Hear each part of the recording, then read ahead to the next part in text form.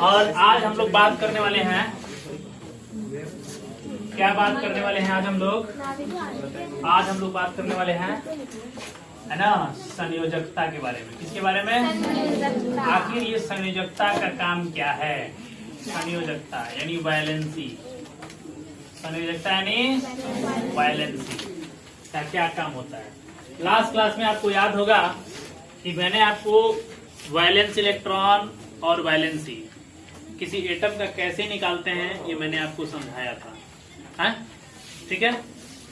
Electron का distribution कैसे करते हैं, है ना, उनके कक्षकों में, के सेल में, एल सेल में, एम सेल में हम कैसे डिस्ट्रीब्यूट करते हैं इसके बारे में हम लोग बात किए थे। तो अभी जो हम लोग पढ़ाई करने वाले हैं, है ना, इस संयोजकता का क्या महत्व है, इसका उपयोग कहाँ होता है ना, इसके बारे में हम लोग पढ़ने वाले हैं। आए समझ में? ठीक है। तो आपको याद होगा कि इसके आधार पर हमने जो बात किया था क्या, कि धातु क्या होता है और अधातु क्या होता है, इसके बारे में हम लोग बात किए थे। धातु और अधातु की पहचान हम संयोजकता के आधार पर कैसे कर लेते हैं, संयोजकता के आधार पर कैसे कर लेते हैं। तो इसमें हम लोग एग्जाम्पल लिए थे जैसे सोडियम का, तो सोडियम का जो एटॉमिक नंबर होता है यानी परमाणु संख्या कितना होता है? 11। इसके अंदर प्रोटॉन की संख्या भी कितनी होगी? 11। इलेक्ट्रॉन की भी कितनी संख्या होगी? 11। आए समझ में? और इसी इलेक्ट्रॉन को, यही ना इलेक्ट्रॉन है जो परमाणु के नाभिक के चारों ओर वृत्तीय कक्षाओं में घूमता है? तो वृत्तीय कक्षाओं में यानी लगभग इसके इलेक्ट्रॉन कितने वृत्तीय कक्षाओं में घूमेंगे? तो इलेक्ट्रॉन डिस्ट्रीब्यूट करेंगे ना, तो पहले को 2, उसके बाद 8 और उसके बाद 1, यानी कुल मिला के इसके कितने कक्षक बनेंगे? 3। इतना हम लोगों ने पढ़ा था। और ये भी हम लोगों ने पढ़ा था कि जो इसका अंतिम कक्षक होगा उस अंतिम कक्षक को हम आउटर सेल कहते हैं, यानी बाह्यतम कक्ष के नाम से जानते हैं। आउटर मोस्ट सेल इसको कहा जाता है, यानी बाह्यतम कक्ष के नाम से जानते हैं। है समझ में? और ये भी हमने बताया था कि इस बाह्यतम कक्ष के इलेक्ट्रॉन को हम संयोजी इलेक्ट्रॉन भी कहते हैं। क्या कहते हैं?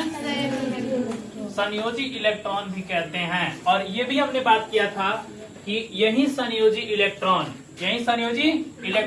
ये तत्व यानी जब खो देते हैं, जैसे मान लीजिए कि हमने कहा था के, एल और एम, 2, 8 और 1, तो 1 इलेक्ट्रॉन यदि ये खो देता है यानी लॉस कर देता है तो सोडियम के पास प्लस चार्ज बन जाएगा और इसके बाह्यतम कक्ष अब कौन बन जाएगा? एल बन जाएगा। और बाह्यतम कक्ष में इलेक्ट्रॉनों की संख्या कितनी होगी? 8। यानी उसने इलेक्ट्रॉन क्यों खोया? क्योंकि इसको क्या बनाने थे? अष्टक बनाने थे। क्या बनाने थे? अष्टक, ऑक्टेट बनाने थे। ऐसा समझ में? तो यहाँ तक हमने बात किया था कि जो तत्व यानी जिन तत्वों के बाह्यतम कक्षा में 1 इलेक्ट्रॉन हो, 2 इलेक्ट्रॉन हो और 3 इलेक्ट्रॉन, यानी जिनके संयोजी इलेक्ट्रॉन कितने हो? 1 हो, 2 हो और 3 हो, तो ऐसे तत्वों को हम क्या कहते हैं?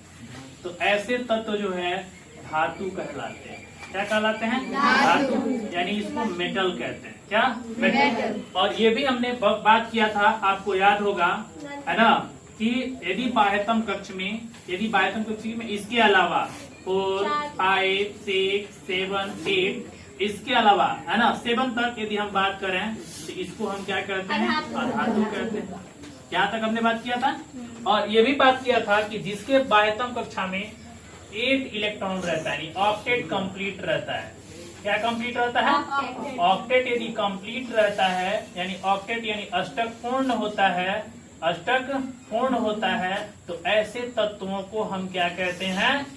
बोलिए, अक्रिय गैस कहते हैं। क्या कहलाते हैं ये? अक्रिय गैस। और ये भी हमने बताया था कि कुल अक्रिय गैस हम लोग कितना जानते हैं? हीलियम, नियॉन, आर्गन, है ना, क्रिप्टॉन, जेनॉन और रेडॉन। एक और है लेकिन आपको इतना ही अभी जानना है। तो इतना काम हम लोग कर चुके थे कि अष्टक जिसका पूर्ण होगा, यानी अष्टक यानी बाह्यतम कक्षा में 8 इलेक्ट्रॉन होंगे, है ना, हीलियम को छोड़कर। हीलियम के बाह्यतम कक्ष में 2 इलेक्ट्रॉन होते हैं और 2 इलेक्ट्रॉन पर यह अक्रिय हो जाता है। आया समझ में। लेकिन बाकी ये नियॉन, आर्गन, क्रिप्टॉन, इनके बाह्यतम कक्षा में कितने इलेक्ट्रॉन होंगे? 8 होंगे। 8 इलेक्ट्रॉन होंगे तो तब जाके इनका अष्टक कंप्लीट होगा, है ना। और इसलिए ये अक्रिय गैस के नाम से जाने जाते हैं। ठीक है, तो यहाँ तक हम लोग बात कर लिए थे और ये भी बात किए थे, ध्यान दीजिए जरा, है ना, कि जो तत्व होते हैं, है ना, वो कितना इलेक्ट्रॉन खो सकते हैं? 1 इलेक्ट्रॉन, 2 इलेक्ट्रॉन और 3 इलेक्ट्रॉन। तो जितना लॉस वाले इलेक्ट्रॉन हो सकते हैं, यानी जितना इलेक्ट्रॉन धातु खो सकते हैं, यह उनका संयोजकता होता है। क्या होता है? संयोजकता होता है। संयोजकता होता है। यहाँ जरा गौर से देखिए, यहाँ पर 1 इलेक्ट्रॉन खो दिया है, इसीलिए हम सोडियम की संयोजकता क्या बताते हैं? सोडियम की संयोजकता कितना बताएंगे? 1। अब देखो, सोडियम की संयोजकता 1 क्यों होती है? तो सोडियम की संयोजकता 1 इसलिए होती है कि उसको 1 इलेक्ट्रॉन खोना आसान है, उसके द्वारा 1 इलेक्ट्रॉन खोना आसान है। 1 इलेक्ट्रॉन जब ये खो देगा, है ना, तो इसमें 8 इलेक्ट्रॉन बच जाएगा। ठीक है, उसके बाद वाला जो सेल बचेगा कौन सा बचेगा? एल, और एल में अष्टक पूर्ण हो जाएगा। अष्टक पूर्ण हो जाएगा तो एक इलेक्ट्रॉन खोया तो प्लस चार्ज बना लिया, और यह किस रूप में होगा? नियॉन के रूप में। क्यों? इसलिए कि इसमें देखो कितने इलेक्ट्रॉन बच गए? 10।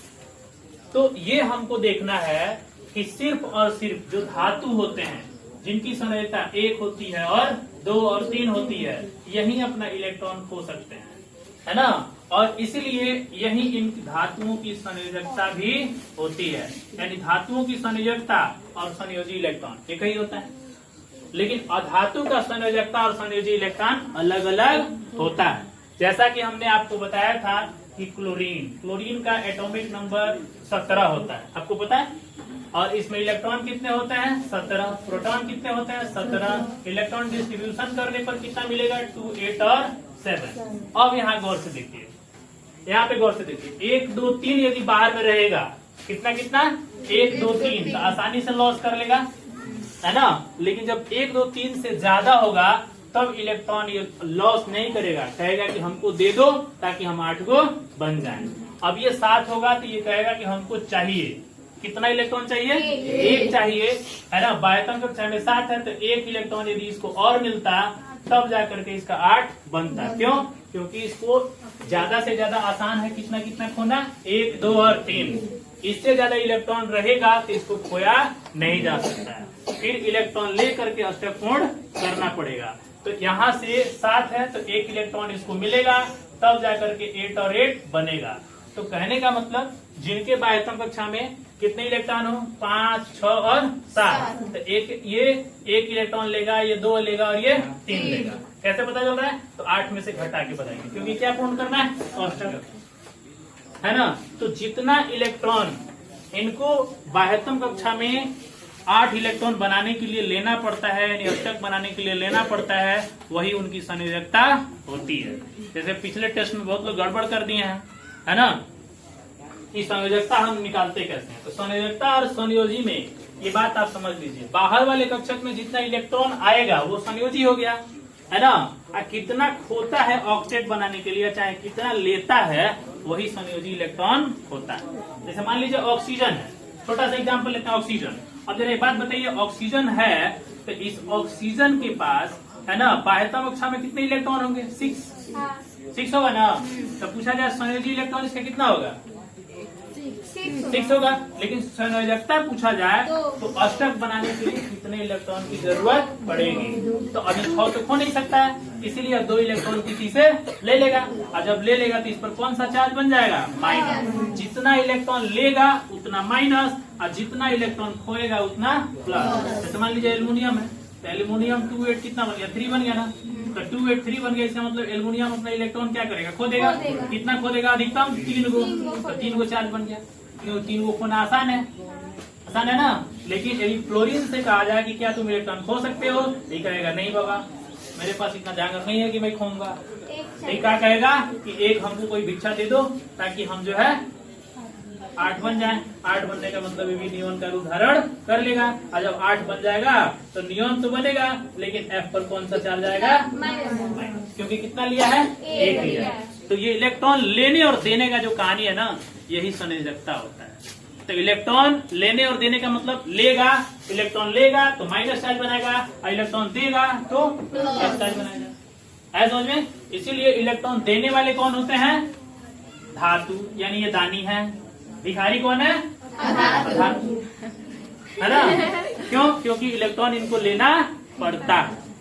तो इलेक्ट्रॉन जब तक लेंगे नहीं ना, तब तक इनका भरण पोषण होने वाला नहीं है। तो ये पैदाइशी भिखारी हैं, इसलिए इनको इलेक्ट्रॉन जो है लेना पड़ेगा, तब ये माइनस चार्ज बनाएंगे। लेकिन जो धातु होते हैं वो इलेक्ट्रॉन क्या करते हैं? देते हैं। इलेक्ट्रॉन देते हैं तो कौन सा चार्ज बनता है? Plus charge. है समझ में? हमने सवाल पूछा था, बहुत लोगों का गलत हो चुका है। जैसे मैग्नीशियम है, पूछा जाए मैग्नीशियम का आप संयोजकता बताइए। क्या बताइए? संयोजकता।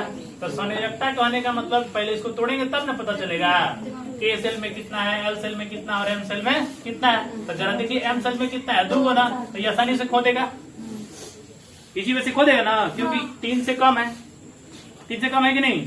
हाँ, तो दो इलेक्ट्रॉन आसानी से खो देगा। जब खो देगा तो कितना खोएगा? 2 ना, तो कब चार्ज बना लेगा? 2। और जब 2 चार्ज बना लेगा तो किसके जैसा हो जाएगा? नियॉन के जाएगा जैसा, क्योंकि अपना 2 इलेक्ट्रॉन क्या कर दिया? खो दिया। अब देखो इसका ऑक्टेट कंप्लीट हो गया। तो इस तरह का ये क्या हो गया? मैग्नीशियम धातु हो गया। और धातु अपना इलेक्ट्रॉन खो करके प्लस चार्ज बनाते हैं, और धातु अपना इलेक्ट्रॉन लेकर के माइनस चार्ज बनाते हैं, है ना? ठीक है। अश्विन गिर है कौन बारे, जरा 1 गिलास वाटर पिला दे। देखो ये नियॉन है ना? कौन है ये? नियॉन। नियॉन को यदि संयोजकता पूछा जाए तो क्या होगा, जरा बताइए। नियॉन का संयोजकता पूछा जाए अपने पहला ही से भर होगा कुछ 8 है। 2 8 इसका ऑलरेडी फिक्स है कि नहीं है? देखो अष्टक कंप्लीट है। अष्टक कंप्लीट है तो फिर इसमें कितने इलेक्ट्रॉन आएंगे? एक लेगा ना देगा, और न लेगा ना देगा, न लहनी न दहनी, तो चार्ज कहाँ से हमें मिली? 0 है। तो नो चार्ज। नो चार्ज का मतलब अक्रिय गैस पर कोई चार्ज नहीं होता है, इसलिए अक्रिय गैस उदासीन होते हैं, इस पर कोई चार्ज नहीं होता है, क्योंकि न ये लिया ना दिया। अब समझ में आया कौन प्लस चार्ज बनाएगा और कौन माइनस चार्ज बनाएगा? तो अधातु में इलेक्ट्रॉन ग्रहण करके माइनस चार्ज बनाती है, और धातु में इलेक्ट्रॉन खो करके प्लस चार्ज बनाती है। स्टेटमेंट याद रहेगा। अधातु में इलेक्ट्रॉन खपच करके माइनस चार्ज बनाती है, और इलेक्ट्रॉन दान दे करके प्लस चार्ज बनाता है। हाँ, दान दे करके प्लस चार्ज बनाती है। हाँ, दे करके प्लस चार्ज और ले करके माइनस चार्ज। वो लेके क्या करेगा? तो अष्टक बनाएगा, है अष्टक बनाएगा। तो जिसके पास 1 2 3 रहेगा वो इलेक्ट्रॉन खो देगा, जिसके पास उससे ज्यादा होगा तो इलेक्ट्रॉन ले लेगा, और इस तरह से अपना ऑक्टेट कंप्लीट करना। देखो सबका काम ही है ना? इस धरती पर जो भी